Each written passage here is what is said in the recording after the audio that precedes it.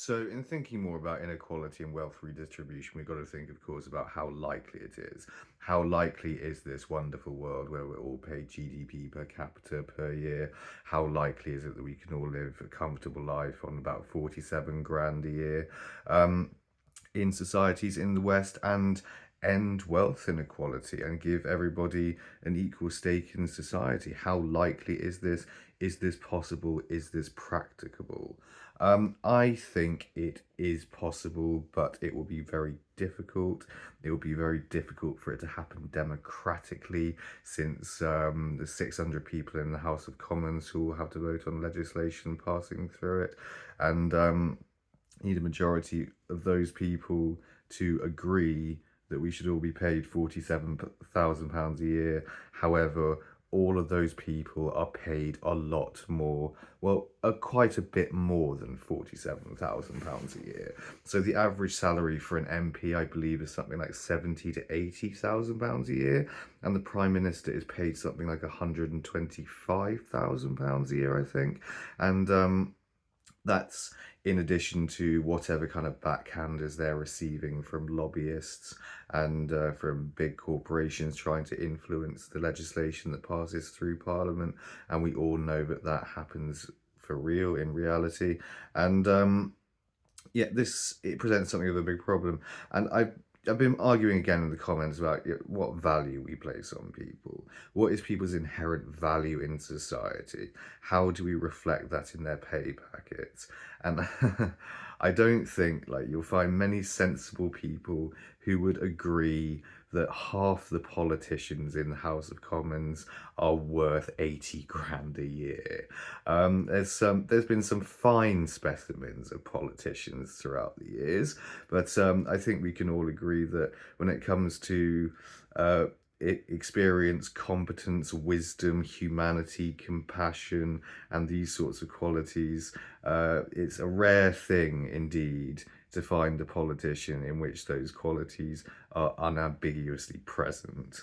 And it's quite a common thing indeed. Find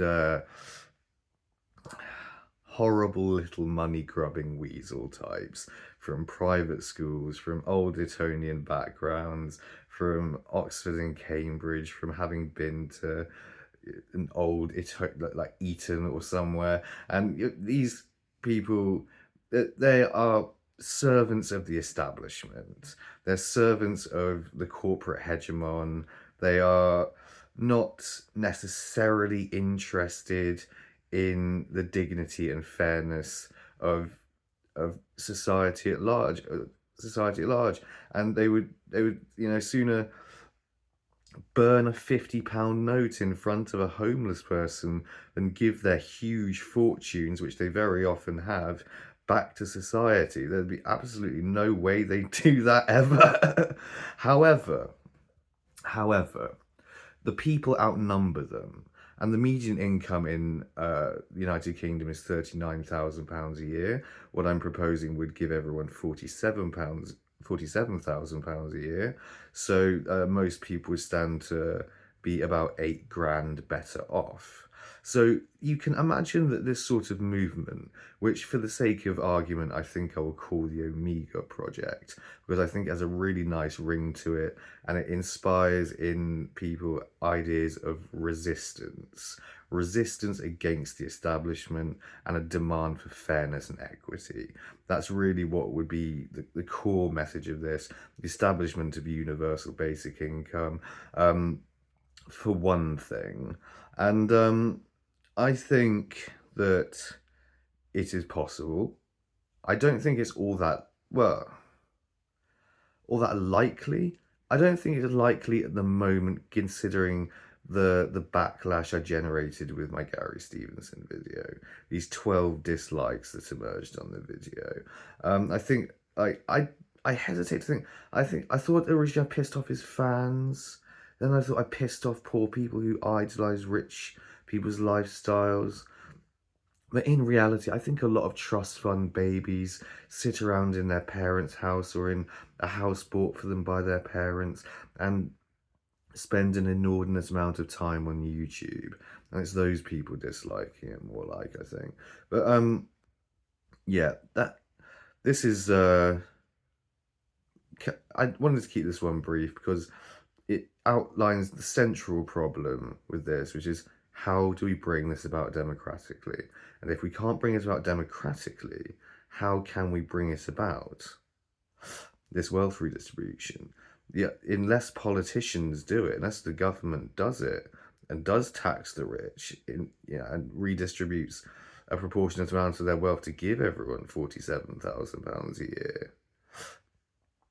Like, how, if the government's not going to do that, how do we convince the rich to do it, to give up their money? But then again, there is a glimmer of hope, I think, because after all, there are more of us than there are of these people, and that alone has power.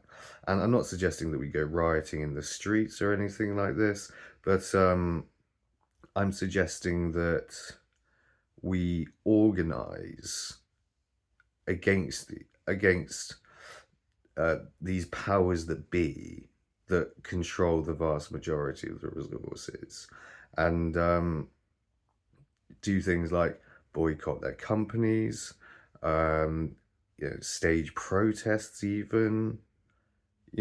I think if enough people came together to support the idea of UBI, wealth redistribution, etc., equal pay, general pay equality, I guess that would be the economic term, then real change can be brought about. And in figures like Zach Palance and the Green Party, I have a huge amount of hope. I believe that they will change the country for the better one way or another. I believe they have a very good chance of getting elected. And that I believe that they have a huge amount of popular support.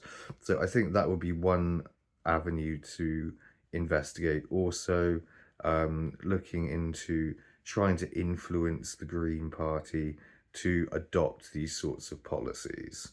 And I think I'll end it on that just for now because I don't want to upload too many videos all at once on this, but it's something that I'm frankly spending quite a lot of time thinking about and writing about at the moment. So I thought I'd just share my current thoughts with